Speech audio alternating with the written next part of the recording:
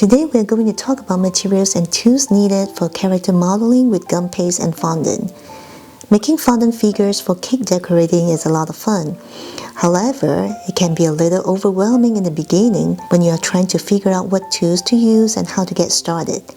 So in this video, I'm going to tell you about these essential tools and materials involved in the modeling process. These are the exact tools I use to make all the characters you'll see on my site. First, we need a rolling pin to roll out the fondant. This is a plastic rolling pin. Do not use a wood rolling pin because the fondant will stick to it. This is actually called a fondant rolling pin, so it's very easy to find online or in a store. Next, we need cutting blades. I have 3 types of cutting tools: scalpel, an individual blade, and a pizza cutter. So why 3? I'll show you here. A scalpel is great to cut everything basically. It is sharp and very precise. But if you want to cut a straight line or to cut a thin strip, it will be very difficult because it will pull the fondant along the way and change the shape of the fondant. This is where you'll need a blade. It can cut a straight line without misshapen the fondant pieces. And if I need to cut a piece of fondant that is longer than the blade, I will then use the pizza cutter. See how easy this is? And of course, we also need a pair of small scissors. Next, we have silicone tools. They look like brushes, but the tip is actually silicone. They help us to smooth out fondant, especially when we want to join seams or blend the fondant. Because the fact is, when making small figures, our fingers can be too big to smooth out the fondant in the seam area. So these tools right here will be a great help. Next, we have fondant decorating tools. They each have their own use and function. When I first started, I thought I don't need them all, but I found out that these are actually cheaper to get in a set. So I bought them all, and up to this point, I have used all of these except just one tip. It's this one right here. Next, brushes. There are 2 different types. These right here are the standard paint brushes. Any small size will work. We will use them to apply glue or to paint on fondant. These here are pump brushes. You will need these when applying powder color on fondant, so the powder can be applied evenly without leaving any stroke marks. Next, cutter. There are tons of cutters available out there. You don't need too many to start. I would suggest that you get a round one because we simply can't cut a perfectly round shape with a scalpel. You can get other cutters in the future when needed for a particular project. This is vegetable shortening. This will help to prevent the fondant from sticking to our hands or to the toothpick when you're trying to insert one into the fondant. Any brand of vegetable shortening will work. You can get this easily in a grocery store. This one is CMC. We mix CMC in fondant to make sure that when it's dry, it will harden, which is very important in character modeling. You don't have to have this. I will show you another option when we get to the modeling process.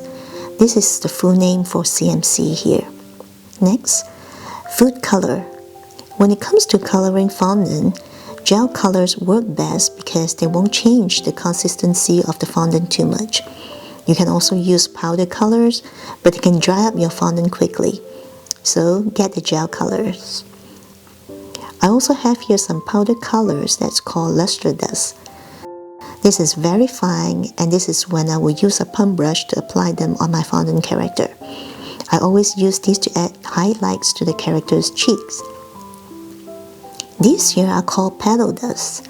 I use them when making flowers. And these powder colors here are definitely optional. You don't have to have them. Next, ball tools. These are optional also. I bought these to make flowers, and after I got them, I also found out that these smaller ones here are actually a great tool to make indentations for ears and eyes on my fondant figures. But they are definitely optional. You don't have to get these to start. Next, a cornstarch pouch. Sometimes fondant can get too wet, especially if you live in a humid climate where the air has a lot of moisture in it. Cornstarch can help to soak up the moisture in the fondant so it won't get too wet and sticky. But working with cornstarch can get messy. Therefore, having it in a pouch will be much easier. We can dust it on the hands or the work surface, and this is how I made it. I have here a piece of fine mesh fabric. You can also use stocking. Stocking is actually the best material for this. So first place it over a small bowl, scoop some cornstarch in there, then secure the top. And that's it, you have a cornstarch pouch. You can actually just buy one of these in the store or online. They are called dust and store dusting too. We can dust it on our hands or the work surface. Next, I have here some toothpick or skewers or floral wire. Toothpicks or skewers are the must-have. They provide the internal structure for all fondant figures. The wire, on the other hand, may not be needed. I use this when the diameter of the part is too small for me to insert a toothpick. This is 18 gauge. And of course, if you want to use a wire, you need a tool to cut and bend them. And that's when you need these pliers. The good news is, these are cheap and also come in a set. Just search for jewelry pliers online or in any craft stores. You will also need some sort of styrofoam base. It doesn't matter what shape or size. You just need one so you can put the fondant figure on it to start shaping and building it. And finally, let's talk about work surface. This one that I'm using is actually a plastic cutting board. Most people like to use silicone mat. I tried it before, but I quickly found out that it's not the best idea because the fondant can stick to the silicone mat and I have to dust it with cornstarch. This cutting board is cheap and I never have to dust cornstarch on it because the fondant won't stick to the surface. The fondant also won't slide on the cutting board when I roll it out, which is great. And this is it.